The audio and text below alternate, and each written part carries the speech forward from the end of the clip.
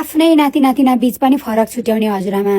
आमा हेर्नु न होमवर्क गर्दा गर्दै कपी नै सक्यो, कपी किन्ने पैसा दिनु न। अब के को यतिखेर दिउँसोभरि पढेर आएको होइनस्? जा घाँस काट्न।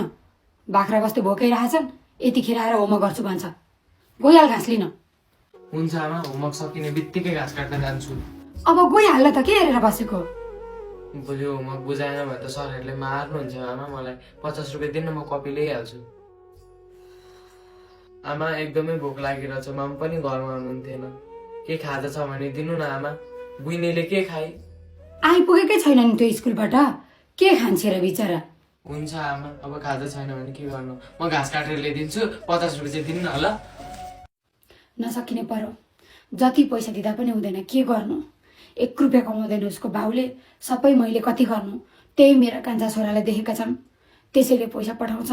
खालि राम राम राम, त्यसका सन्तानलाई सब जहिले हुर्काइदिनु पर्ने भयो मैले। उसकी आमा उस्तै छे, छोरो कमाउँदैन उस्तै, के गर्नु। मेरी नातिनी कता गए, आउन ढिला गरे, मसँग रिसाए कि क्या हो भन्दैछु म यहाँ। कतिखेर आँखी? अघि आएको त आमा। नानी भोक लागिसक्यो, के खाजा खान्छौ? हेर न कत्रो बेर लाउँछे, के गर्नु। ठुलो मम्मीले दिनुभएको थियो खाजा, अघि खाइसके। के दियो होला र तिमीलाई त्यसले खाजा? आफ्नो छोरालाई त केही दिन भोक लाग्यो भन्दा यहीँ आइरहेको थियो। म बनाइदिउँ त खाजा खाने? पर्दैन हौ आमा, मैले अहिले पनि खाजा खाइसकेँ। अब अहिले एकछिनमा भात खाने बेला भइहाल्छ। स्कुलमा खाजा खाने पैसा पनि त दिइहाल्नु भएको थियो नि। दादा खोइ? त्यति बाहिर कता गइरहेछ होला नि। ठुलो मम्मीले भन्नुभएको घाँस काट्न गएको छ अरे। जसमा त घाँस काट्न त ठुलो भइसक्यो। तिमी मेरो नातिनी पढेर बस, तिमी जाने होइन नि त्यहाँ बाहिर। आमा म पनि जाने, मलाई पनि डर लाग्छ घाँस काट्न। तिमी सानी छौ, त्यो पो ठुलो भएर जान्छ त। पढ्नु पर्दैन, पढेर ठुलो मान्छे बन्नुपर्छ। म भन्दा 1 वर्ष त जेठो हो नि, अनि के मैले चाहिँ काट्नु नहुने हो र? भन्नु पर्दैन, कुरकुर पढेर बस्ने। दादासँग जानुपर्छ त। बरु पैसा माग न, कति चाहियो? आमा 20 रुपियाँ चाहिँ दिनु न त, म एउटा चोको खान्छु। 20 रुपियाँ किन पख न यहाँ बस्नु। एक प्याकेट आउँछ, यो ल्याएर राख्ने चोकोपाई एउटाले के हुन्छ? त्यसले देख्छ नि फेरि त्यो छुट्टिएको मान्छे, कति त्यसलाई दिएर साध्य गर्नु। त्यसलाई दिन सकिँदैन नि त। तिमी पो यहाँ मसँगै बसेकी छौ र मसँग बस्ने छोराको एउटै घर हो हाम्रो। त्यो छुट्टिएकालाई जहिले जहिले दिएर साध्य हुन्छ?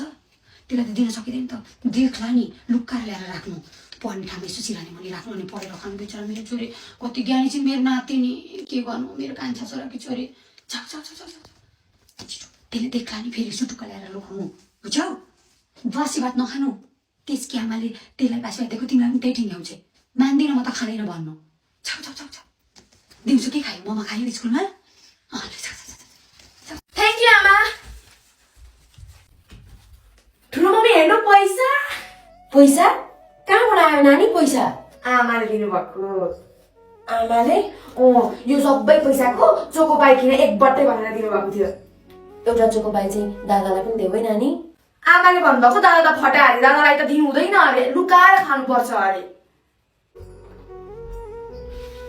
आमा पनि कस्तो होला, एउटै कोखका सन्तानलाई पनि भेदभाव गर्नुहुन्छ। अब कान्छो पैसा कमाउनेका छोराछोरीलाई चाहिँ हेर न त्यस्तो हाई गर्नुहुन्छ। मेरा चाहिँ श्रीमान पनि नकमाउने, नातिलाई पनि कति धेरै भेदभाव गर्नुहुन्छ, देख्नै सक्नुहुन्न। कस्तो होला यो एउटै आमाको मन पनि। आमाको मन पनि त्यस्तो हुन्छ र? छक्क लाग्छ मेरो सासुआमा देखेर। नानी घाँस काटेर आइस? किन रोको फेरि? मामु किन म र बहिनीमा यति भिन्नता राख्नुहुन्छ आमाले? चुप लाग, यस्तै गर्नुहुन्छ। अब मामा विदेशबाट आउँछ, अनि खानु तैँले भनेको कुराहरू म किनिदिन्छु। कति सम्झाउँदा नि लागेन आमालाई। कस्तो नाति नातिनामा नि फरक छुट्याउनु भएको हो। अचम्म लाग्छ, यस्ता बालक केटाकेटीको के दोष छ? के चित्त दुखाएर केही पाइन्छ होला? नरो,